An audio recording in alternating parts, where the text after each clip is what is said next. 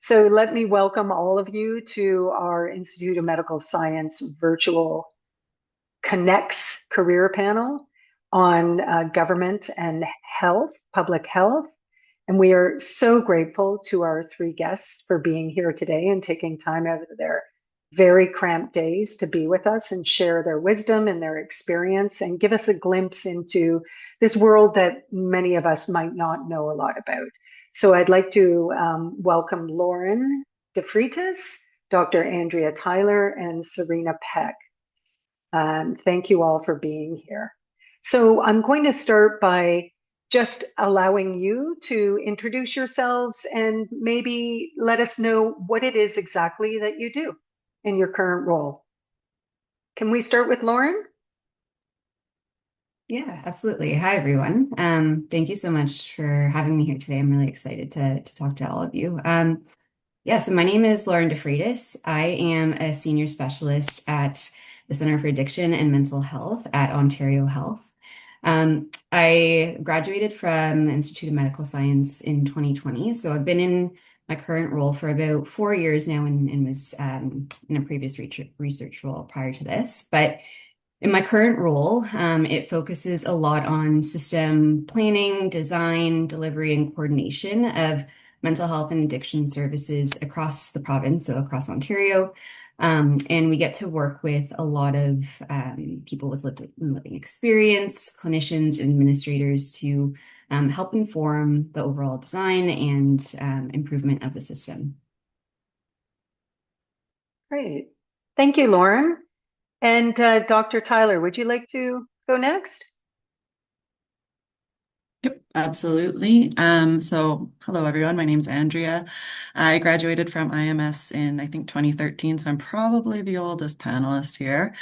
I work as the Director of Science, Technology and Operations at Canada's National Microbiology Lab.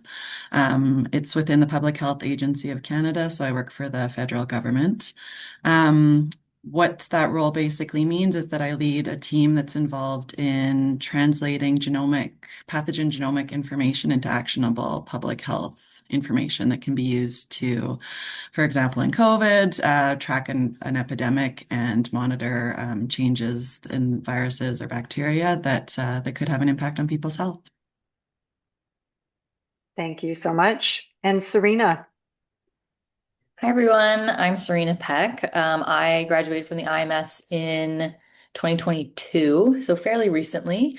I work for the Vancouver Island Health Authority as a program development consultant. It's like a bit of a mouthful. What we have in British Columbia is we actually have 5 health authorities instead of one, which other provinces usually have. And so my jurisdiction of Vancouver Island also includes a lot of neighboring islands and First Nation communities. And so my role is on the regional primary care team, and I specifically work with our rural and remote communities. And the role is sort of twofold. We do a lot of regional strategy, so we try to standardize our care, pardon me, and sort of our clinical workflows as much as possible. But then we also focus on operations specifically in each of the communities because each community is very different. So I work on policies, I work on clinic workflows, I support sometimes regional recruitment. And so there's lots of different things that my role entails, but really the basis of it is just supporting all of our primary care clinics that we have across Vancouver Island and then beyond outside of our jurisdiction. Thanks, Serena. So again, just reinforcing the notion that we are looking at a very broad spectrum of careers that you have leveraged, gone into leveraging your biomedical graduate degrees from IMS.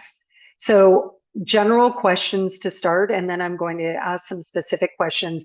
I would love to know more about what you all did in the IMS and whether or not it was a continuation of what you were studying in graduate school to what you are doing now, or how different are what you studied and the role that you are doing now.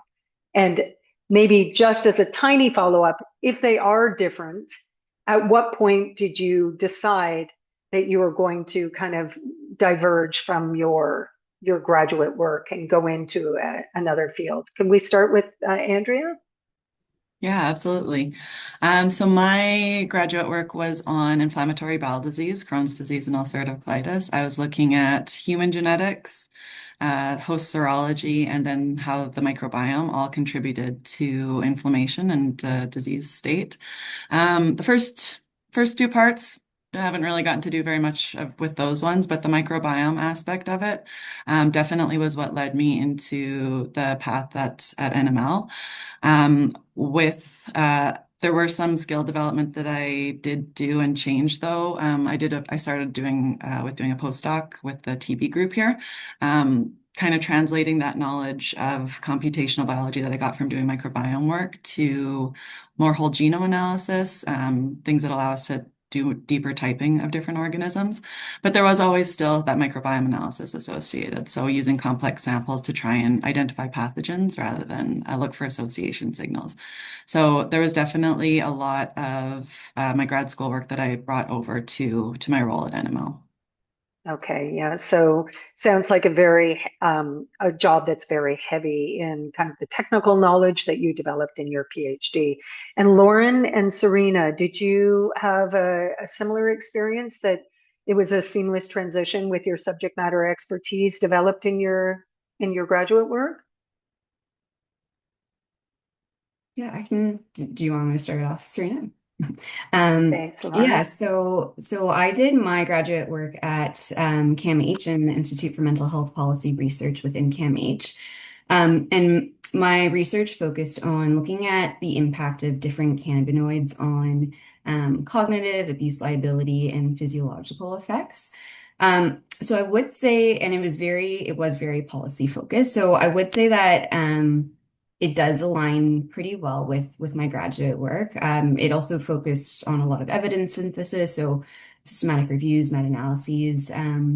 As part of the work, I was also developing clinical courses for physicians. And so, yeah, I've always kind of really loved summarizing complex information and making it into something that's a little bit more practical or can be used. And so it really, yeah, helped me realize that I am more interested in the system level work and impacts and thinking about kind of how research can directly influence practice and help improve outcomes at the population level.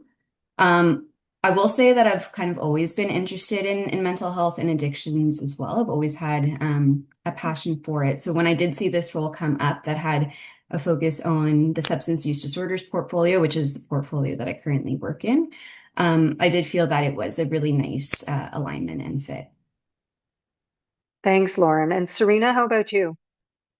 Yeah, I guess the subject matter for me now is quite different. So when I was at the IMS, I was studying cardio oncology. So it was more clinical research. So we were doing a lot of like exercise for women with a certain type of breast cancer who were at risk for developing heart failure. Like it was a very, very narrow scope that I was working in and had a lot of specific knowledge and expertise in like cardiovascular physiology and oncology. And so my scope was very narrow. And I think that's actually why I wanted to go into something more system level, as I sort of, when I was thinking about what I want to do next, I could, very much stay on this research path, and there were options for me to stay and continue. But I kind of realized I like the broader kind of like community population and more the public health stuff. So I decided I wanted to maybe move in that direction. And then simultaneously, obviously, moving to a different province, I also thought I want to learn about a different like community and just like environment. Living in the big city, you don't get to see a lot, especially like all the rural issues and just broadening my sight lines, I guess, a bit. So I decided to kind of make the big switch and go for something more broad and system and policy and, government related. And then the job I landed was perfect. And I really got to then work with all the rural and remote communities, which is what I was looking for. So it was a great switch for me. Thank you. Yeah, I think we're going to hear that a lot, where when I think of government, and public health, I do think of system level impact. And we are going to talk about that in a bit. But before we do that, I just want to understand, and maybe specifically for our students, it's this trepidation of getting into government. And how do you get into government jobs? And what do you just go on the website and apply? What made you stand out? And how did you frame your application to make you stand out? Or is there something that you could maybe highlight that kind of enabled you to get in the role other than your subject matter expertise? And Andrea, would you like to start? What Yep. was the application process like for you? So when I was very lucky. When I was doing grad school, I worked with someone who was in the public system. So I got to build a relationship. She got to kind of get to know me, see what I was like, how my work ethic was, and how that would align with the public system. It is very much. I would recommend to everybody apply when you see postings to Government of Canada jobs, and I'm sure that's true for the provincial ones as well. And don't sell your skills short. It might not be that, or it might be that you see a question, you're like, well, I kind of meet that one. I'm just going to say no. Don't say no. Let the screener say no to you. Say, yes, I have this skill, explain it well. Because I think a lot of people, they almost screen themselves out before they even get through the application and let the screener screen them. So just be confident in your skills and capabilities, because there's a lot of transferable skills that you get from grad school. So just I guess going back to my own experience with getting the job, because I started with the postdoc, again, I had a lot of those relationships built. Just as a heads up, as a postdoc, you're not technically a federal employee. So you get external funding outside of the federal system. The hiring process is a lot different. So it makes it, in a way, slightly easier, but a good opportunity to get to know people and build those relationships that you can then leverage to get a foot in the door. So highly Okay, recommend building relationships. Yeah. great. Thank you. And Lauren, how about you? What would your advice be?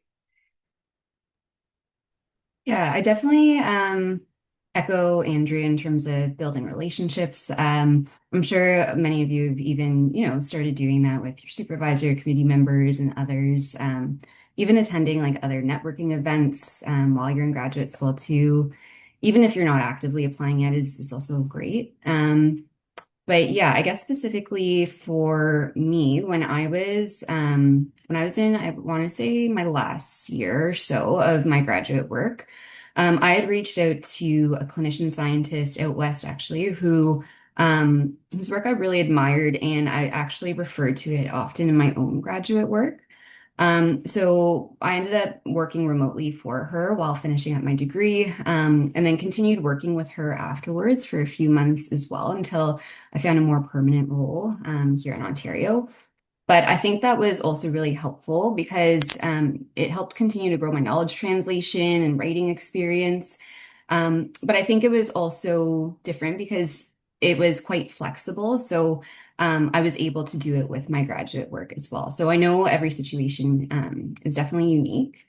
But in terms of applying for roles and what can help you stand out, I think is really being able to clearly articulate how your academic experience can translate into kind of that applied real world skills, similar to what Andrea was saying.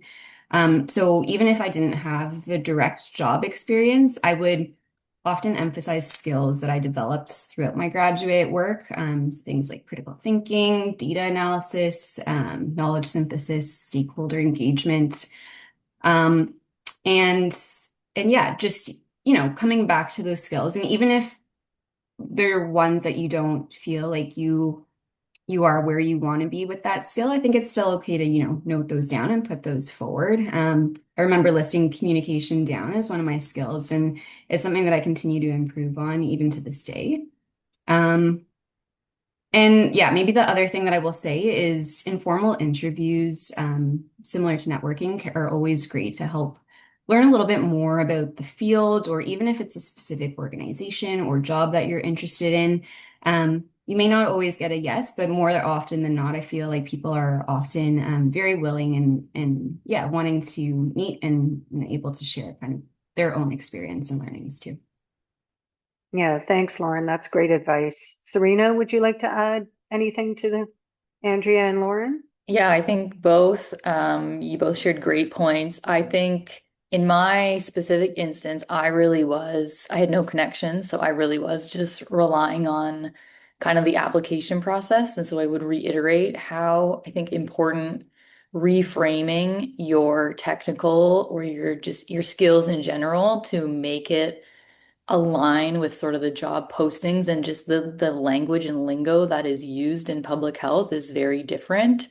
And I made a lot of mistakes when I was first applying, and I learned a lot through that process about really reframing things. And the best example, like tangible example I could give is a lot of roles in public health are things like project managers or program managers.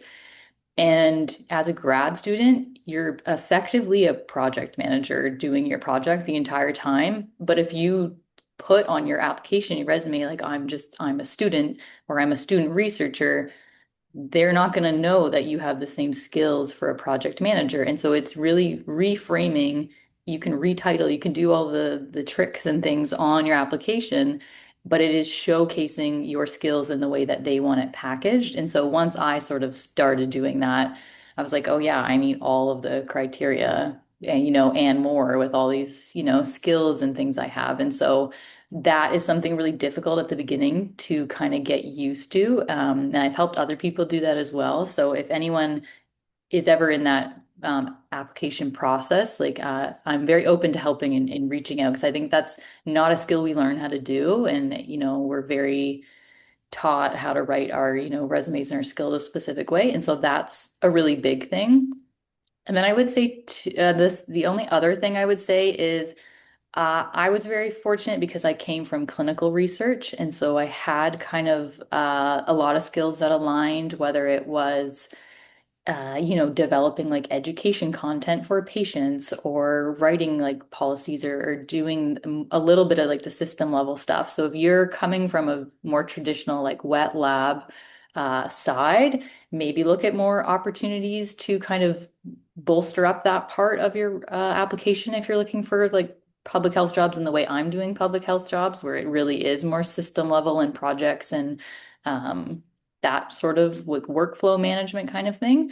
Um, but yeah, those would be two main things I think would help your applications for sure. Thanks, Serena. And I think you bring up some really important points about the core skills. And I'd love to kind of delve into more of this public health speak that you talk about, because part of what we talk a lot about in career panels are the transferable skills. And I know all of you are going to have very different answers for this, but I would love to just understand maybe some of the roles or some of the core competencies that you think are most important in your roles that students are developing in the context of their graduate degrees, and how they could frame those in the application process in this public health speak. Uh, Andrea, could you start with that? Well, okay, I'll rely on the other panelists to build out this list, but communication is probably my number one. We, with my group, we're developing solutions that are computational for programs who are not very computational. So having to translate between computer speak and science speak, and then not science, human speak it can be a challenge. I would also say, troubleshooting ability to adapt rapidly to changing situations are very important. We'll have new priorities come out, new pathogens that are suddenly the next big emergency that we suddenly need to develop a solution for, and that has to happen fairly quickly. The last one I'll talk about before handing it over to the other panelists. Managing multiple conflicting expectations at the same time is another really big one that I think as grad students with IMS, you're probably all very used to and deal with a lot. You could have, one person on your committee asking you to do one thing, another person asking for another, both telling you they're hugely important to your defense and thesis. That's the kind of thing that you will probably be asked to do in government as well. And just managing those expectations, managing both priorities to the best of your ability is really important. Yeah, thank you for that. Those are great ones. And Lauren, what would you say? are the top core competencies in the context of your job? Yeah, I'd agree with everything that Andrea noted. And I also really like what Serena said in her last response too, but the project management skills. I feel like that really resonates with my current role too. I would say that, yeah, a lot of the work that you do in graduate school is project managing. So really highlighting those skills. Also, we work a lot with what we term like change management, which is just helping providers, public, the sector move through a big change, whether that's implementing a new intervention or changing an intervention or a way that something is delivered, which again, I'm sure a lot of you also do kind of in your own roles in various ways. Knowledge translation, evidence synthesis, again, is another big one that I feel like at some level, all of us in graduate school also do. And implementation science, I would say, is another kind of big skill that we use here, which is just kind of systematically implementing a program or an intervention in a standardized way. There's also a lot of cross-sector collaboration, which again, I'm sure a lot of you are collaborating with many different people for your graduate work. Um, and yeah, something that Andrea said that also kind of stuck out with me is this sort of piece around adaptability. So things may come up or priorities might change, and really just being able to kind of roll with those changes and still approach it with a very analytical and strategic foundation. Yeah, those are really, you guys all covered such a broad range of core competencies. And I think it's great for students to just kind of be aware of these in the context of their own degrees, because these are things that they are developing every single day. And more often than not, it is these skills that will land them jobs as opposed to their specific technical competency. So I'd love to kind of go down or up in the granularity, down in the focus of what impact looks like in practice in each of your roles. And again, very different roles, very different notions of impact. But maybe we can start with Lauren. Like we hear system level change, what does that look like from a day-to-day kind of focus with what you do? How long does meaningful change actually take to implement, and what does impact look like in your role? Yeah, that's a great question. The first thing that came up was thinking about the patient and family side and kind of what that impact means to them. I think that always drives a lot of the work that I do forward. But you are right that sometimes change can be kind of slow to happen, and something that we kind of have to work with a lot is complexity, balancing kind of evidence and political considerations, system constraints, diverse perspectives. And that can sometimes make progress feel a little bit slower when it requires kind of different alignment across many levels. But I will say that once you do get that alignment and you do feel like you've landed in a place where things just make sense to be implemented in the way that they're being suggested, that does feel like a really successful mark. So for our work, we kind of spend a lot of time developing the clinical programs and then implementing them. So part of that work is then being able to monitor whether or not they're providing the high quality care that they're meant to provide. So kind of more practically in that way, what success would look like is that they're meeting kind of all of their indicators and outcomes.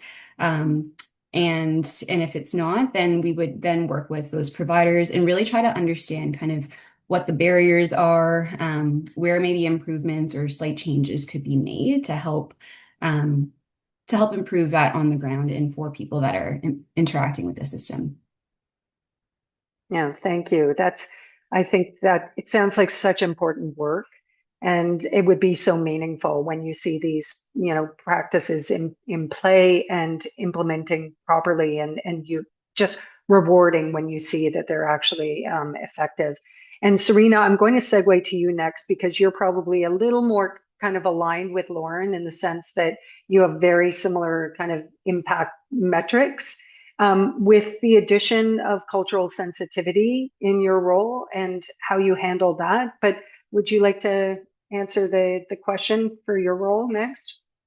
Yeah, I think very similar to Lauren. I think of impact really as on different levels. So it depends sort of what you are looking at. We have the patient level impact. So if we, you know, update something in a specific operations of a specific clinic to open up more spots or something and just getting more access to clients, that's a fabulous win.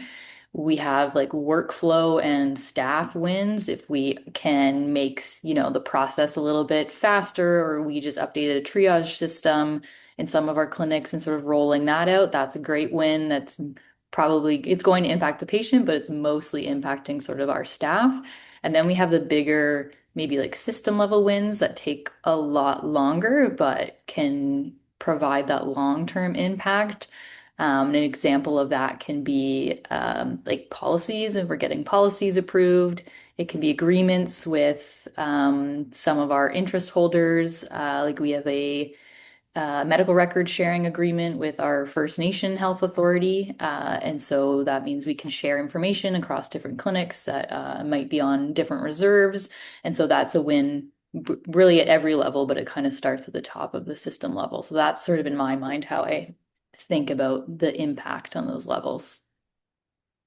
Yeah, great. Thank you. And Andrea, I can imagine we can all put our focus on COVID and imagine what impact looks like. But when you're thinking of genomic or surveillance data and kind of analysis to influencing public health decisions, it's less of a natural segue. So can you walk us through impact in your role?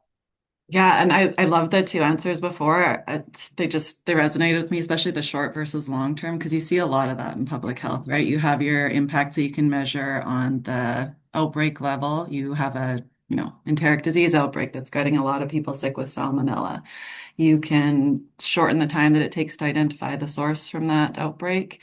And, you can actually measure your impact in saved lives, less hospitalization, less people feeling really uncomfortable. And then there's the longer term where you're literally trying to transform laboratory processes from sort of the way that they've always been done. We have someone who's sick, we have to isolate a bacteria or a virus, we have to culture it, we have to do antimicrobial resistance testing, and have a process that takes, on the order of weeks, and trying to kind of convince people of the value of doing a single test to replace as much of that as possible. So I would say that's more of the long-term outcomes that we're working towards and trying um, to address. Other impacts would be, how do we make sure that the data that we're generating is actually being used effectively? We're really, really good at generating data. We're not less good at communicating it to decision makers so that they can actually take those actions. So I think, like looking future wise, having ways of kind of improving that communication to public health stakeholders is really important impact for us. You mentioned COVID, like, we could point to a fair number of impacts where we can show public health interventions saved lives and, stop transmission and things like that. And I'm sure this crowd's very familiar with it. But yeah, I think, yeah, dividing between short and long-term impacts is a really valuable way to look at it. And keeping in mind both, and that both are really important, is smart. Yeah, thank you for that. I would like to focus on maybe some of the biggest challenges you each face in your roles. And this can be kind of like system-wide challenges that you're grappling with, or implementation challenges. But what would you say are some of the biggest challenges that you each face in your roles? Lauren? Yeah, that's a great question. I know I mentioned it a little previously, but one challenge is kind of balancing, yeah, that um, the kind of scientific evidence and then, political considerations and other different like perspectives that might need to inform a certain decision. But also, I'd say kind of managing ambiguity. I know we were talking about this a little bit earlier too, but sometimes priorities can change quickly, and being really comfortable with adapting while still kind of maintaining your overall work processes and flow. And then also kind of in our work, like I mentioned, we do and are privileged to work with people with lived and living experience. And often with that, we hear people's stories a lot, and that can be hard. And while on the one hand, it is, sometimes like difficult and very heavy to hear what people have gone through and what they've experienced. Um, on the other hand, it does make me think about um, all the changes and the improvements that we can make. And it really motivates me to continue to do this work, to think about how we can perhaps like prevent some of those things kind of going forward. And sometimes they're really like small, easy changes that have such a huge impact. So yeah, those are some of the challenges that kind of come to mind. Thanks, Lauren. And Serena, I'd imagine very similar ones for you. Yeah, very similar. I think politics for sure is probably the biggest. Similar to what Lauren said, when you're kind of working in a health authority environment, your funding and your priorities, for us at least, are tied directly to the Ministry of Health. And if that they decide to one day change their priorities, you can effectively change everything you've been working on and just sort of push that aside. And then you get a new list of things you have to work on, and that can be very challenging. And so it really is that working with the ambiguity, like Lauren said, and sort of just having to accept that and move on. And for your projects, and you put so much time and energy, and there were wins that you had. Um, Kind of letting that go is really tough. But then also that on a system level where you might be really close to a goal and then you have to stop. You just think about all the effects it has that kind of trickles down. That can be really challenging. Decisions are not always made, unfortunately, with like the patient's best interest in mind or the, community's best interest in mind. And sometimes it could be financially driven or politically driven. And so, yeah, just getting kind of used to that environment can be challenging. But then sometimes it comes full circle. Like I just picked up a project that I started 2 years ago that I like finally get to do again. And I was like, you know what? It's fine. It's like now I get to pick up where I left off because there was a window and it became a priority again. So it's just interesting working in that kind of environment. It's not all bad. You really are just kind of have to be like, quick on your feet. And I think if you can accept that, which I definitely have now, I just kind of roll with it. That's good. But at the beginning, I think that was a really hard thing to kind of wrap my head around, and the disappointment that might come with that when you're working so hard on something. Yeah, and I guess just what you said, reframing it, and it's like, okay, it's on the shelf now, and it might revitalize in the near future, but not to think that that was wasted time, that, progress was made. It's just not going to go to the implementation stage. Andrea, what would your biggest challenge be? Yep, I agree with everything that's been said, especially on the shifting priorities side of things. I would go even a step further where not only adapting to shifting priorities, but building your own priorities, because you will get a very high level direction, and then the pathway on how to get there or what additional steps you need to take to get there and possibly even go beyond are very much left up to interpretation. The other one that I would highlight is we often get very high level direction on goals and priorities that the government wants to see done, but not necessarily funding attached with them. So we're tasked with these very large asks that we have to somehow find a way to do without necessarily getting more money. So that can be a difficult one to navigate. Thank you. So before we open up the questions to the audience, I want to end on a positive note. So we kind of gone from challenges, and I think a lot of our trainees that are present on the panel are in the call today are at that juncture where they're really examining different careers. And I would like for all of you to say maybe the thing you like best about your job, and maybe what would distinguish benefits of government versus pharma, biotech, business, venture capital, consulting, all of the other options that are available to them. What do you think is the highlight for you working in your current role with the government? So, Lauren, would you like to start us out? Yeah, sure.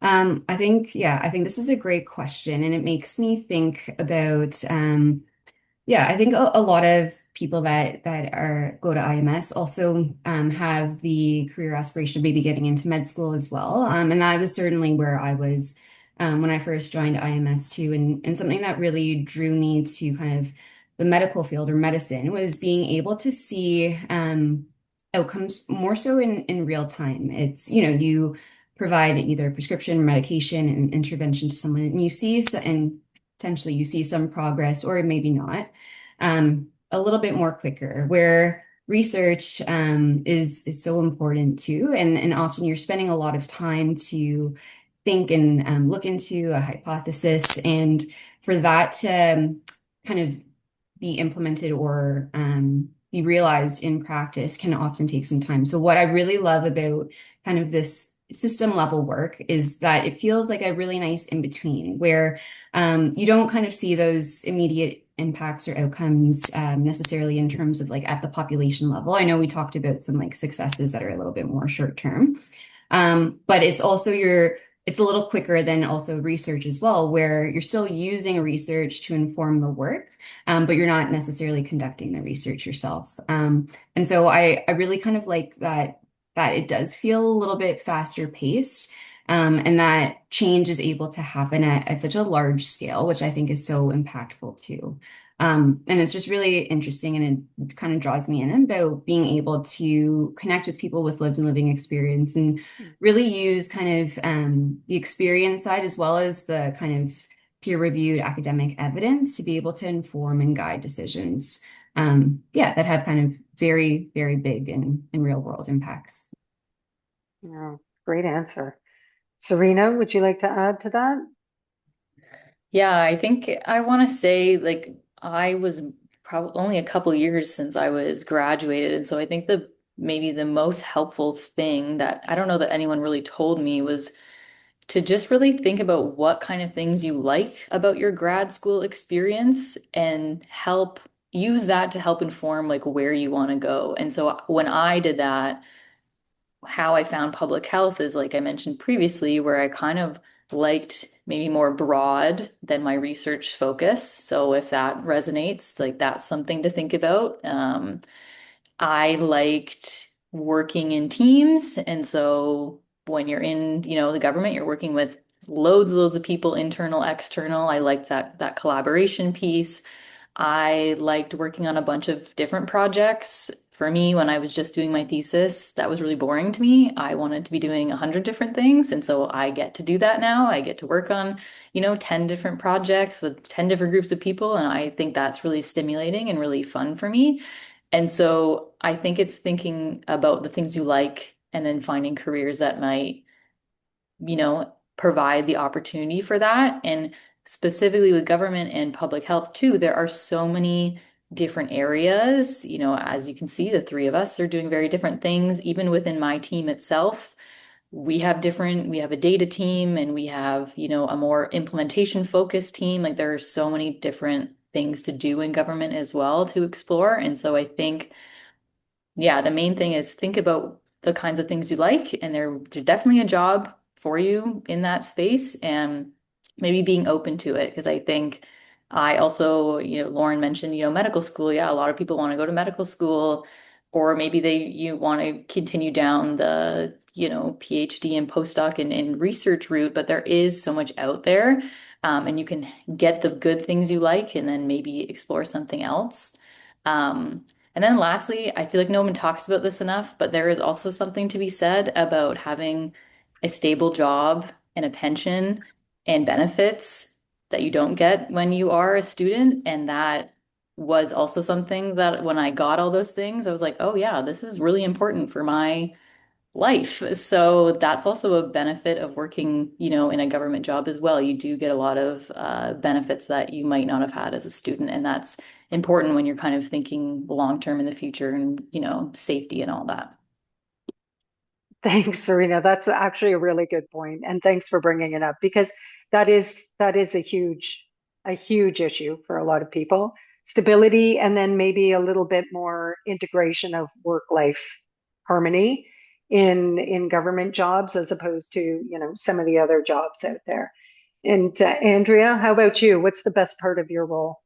I love my job. I also really like having multiple projects and multiple priorities and juggling everything. I also really like big data, large data sets that are really sticky and tricky to deal with and hard to manage and all the fun that goes along with that.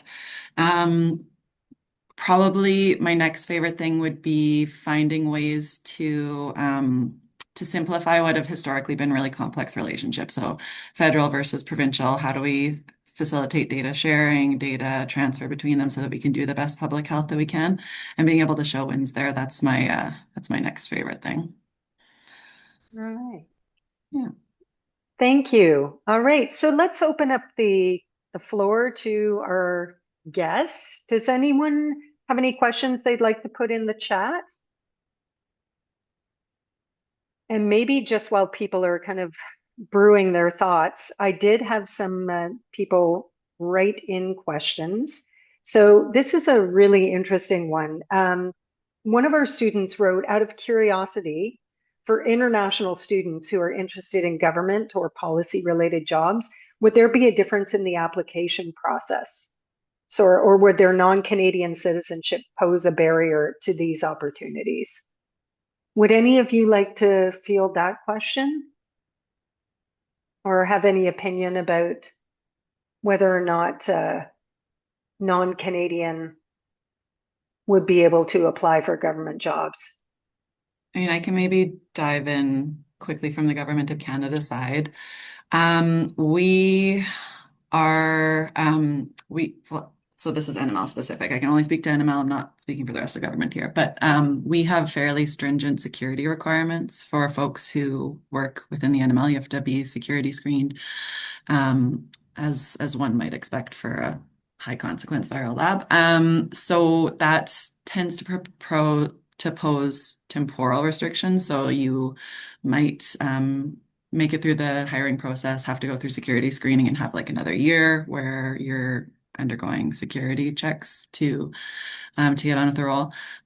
I don't think there's any sort of restrictions on whether or not we can hire non-Canadians, though. Definitely we're allowed to hire permanent residents. I'd have to look into other statuses though. Okay, thank you. So that's the federal level. Lauren or Serena, do you want to comment on the provincial level? Yeah, I know that there are roles that exist in like health agencies, research organizations, nonprofits, and public sector organizations, where citizenship isn't always a requirement, but I can't really kind of speak broadly across the province. I know specifically at Ontario Health, citizenship isn't a barrier to hiring. There are, yeah, hiring policies that are designed to kind of protect against discrimination. But for international students, I believe you must hold a valid study permit that allows off-campus work. But again, I can't really speak to other organizations, but my advice would be just to carefully review any criteria that an organization might have, and also to talk to others or seek advice from people that may have gone through a similar path too. Yeah, that's great advice. Serena, is there anything you wanted to add? No, I think, yeah, Lauren, I think it's probably the same in Yeah. British Columbia as well. I know they ask about citizenship and permanent residency in the applications, but I'm not sure if it was, if you hit no, you're not able to apply. I think they might ask the information and sure that might come up in the interview, but I'm not 100% sure. So yeah, I would ask, hiring managers or just when you're in the application process, there's no harm in that as well. And just asking the question. Yeah, great. Okay, we have another question. Where do you see yourself in the future? Are you thinking of staying in public health sphere, or are you open to exploring other opportunities? And maybe I'll add an additional question. If you are thinking of other opportunities, what would those look like? Like, what would be a natural segue with the expertise that you've developed in your current roles? Would any of you like to volunteer answering that question? I can volunteer, but it's not a very thought through answer because I am very much the kind of person who's open to anything that comes across, my desk. So if there was another type of role, probably public health related, I would be open to doing it. I don't really have like a 5 year or 10 year plan. I think I'm very open. So some things I've been getting more into are some of the policy work. So I could see maybe, going down the like policy and law route or maybe more of the implementation side. So I'm very much a person who's open to anything, but I think my values, which are, helping people and working on projects and advocating for patients, whatever it is, that sort of has to be, for me, aligned in some sort of way. Yeah, so you're always going to be in that public health sphere because it's very aligned with who you are. Mhm. Lauren or Andrea, do you have any 5 or 10 year plans? Or Andrea, it sounds like you're at the top of your game. Where do you go from there? Yeah, it's a good question. I don't know. I also don't have a 5 or 10 year plan, but I don't think I ever really had a 5 or 10 year plan. I just kind of where the wind carried me and looked interesting at the time. Um, I think in government there's a lot of flexibility, right? So develop expertise in one area. If you get bored with it and you want to move to something else, that's usually a possibility. So if you're interested in going to policy from more the wet lab side, it's not something that's completely outside the realm of possibilities. I don't think I'd ever make the move to industry. I don't, maybe I'm not going to cross it out, but academia is always super interesting though. Like if there was a great offer running my own lab or didn't have all the government red tape associated, maybe. I don't know. It's hard to say. Okay. Lauren, how about you? Yeah, similar to Serena and Andrea, I don't necessarily have a 5 or 10 year plan, but I do see myself staying in the public health and health systems space, particularly in roles that are related to mental health and addictions, just because I've really kind of been in this field since I think I was 18. So yeah, it's just something that I've always been really passionate about. So I can't see myself necessarily leaving that, although never say never. So yeah, anything is also possible. Okay, we are closing in on our hour, and I'd like to just end by, the classic question, the lightning round. I'm going to have to limit you to each a few minutes, but what would the advice you'd give your graduate student self, knowing everything that you know now? What would the one piece of advice be that you would give your graduate student? I guess we'll start with Serena because hers is the freshest. You're a graduate student yesterday, pretty much. Um, what would the advice be for your graduate student self? I think in sort of coming off of themes I've mentioned before, I feel like it is being open to like any possibilities, and I think getting to know the things you like and don't like, and sort of don't follow the paths that everybody else follows. I think truly you can get really influenced by all your peers around you and all of the, the medical school stuff and all the talk and the noise that's there when you're in a program like this. And I think it really is just kind of stay true to yourself. You will find something you love and don't worry about what everybody else is doing because there's going to be a path for you, and your unique path is going to make you stand out and be so much more stellar in anything that you could possibly do. So that would be my advice. Yeah, and I guess the addition to that would just to be know yourself. Yes, that's learn which is about kind of a yourself. necessary, exactly. Be curious about yourself. Lauren, how about you? What would you advise your graduate student self? Yeah, I think what Serena said really resonates. But I would also say just to give yourself grace, and not be too hard on yourself, especially kind of starting out through the application process.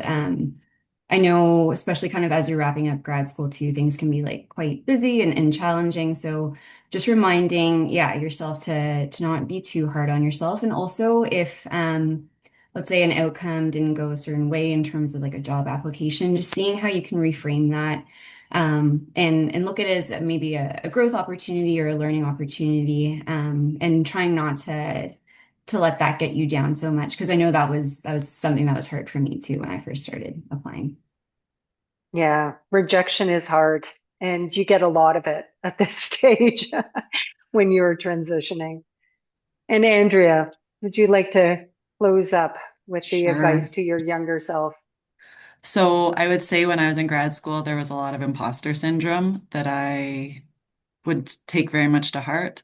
So I would tell myself, just be confident. You have so many skills there. You have tons of expertise. Just because you're, surrounded every day by people who are equally brilliant doesn't mean that that will be the case in the workforce as well. So have confidence in your skills and abilities. Don't be afraid to put your hand up and take on new tasks and new responsibilities because you can do it. Uh, I think that's not even graduate student self. That's everyone needs that bit of advice at every stage in their career. So thank you for that. And if we don't have any more questions, I think we'll wrap it up. It's been so informative, and I think all of you have provided a very unique lens into the world of government. Government seems to be this one homogeneous entity, and I think from what we've seen today, there are very nuanced roles within the realm of government. Government. So really, the advice I was hearing is to spread your net wide and talk to as many people as you can in different roles and really get a sense of what feels right for you and what may fit in terms of pursuing careers in government. So again, we'd like to thank Lauren de Freitas, Andrea Tyler, and Serena Peck, for joining us today and sharing your expertise and your journey. And we've really enjoyed hearing from you. Thank you very much.